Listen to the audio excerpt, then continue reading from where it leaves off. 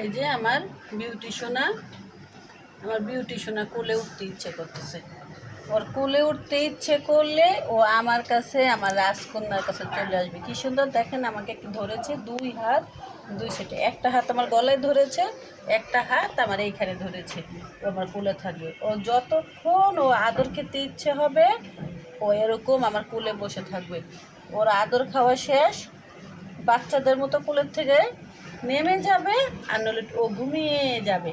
এই যে কি সুন্দর দেখেন, চোখ দুটা বন্ধ, মানে আরও ওকে আমি আদর করতে পারবো। ঘুরে ঘুরে দেখাচ্ছে এই সাইড ওই সাইড। ওরা বলতে পারে না, কিন্তু যারা বিড়াল পালে, বিড়ালের ভাষা শুধু তারাই বুঝতে পারে। কি সুন্দর চোখটা বন্ধ করতেছে, চোখটা খুলতেছে, হাত দুটো এই যে এখন আবার এইখানে ধরেছে।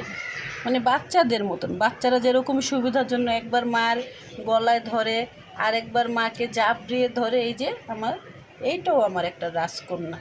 কি সুন্দর একটা মজার ব্যাপার কি জানেন, আমার রাজকন্যাকে যতই আমি বলি তোমার নাকটা পরিষ্কার রাখো, সে নাকটাকে ময়লা করে ফেলে।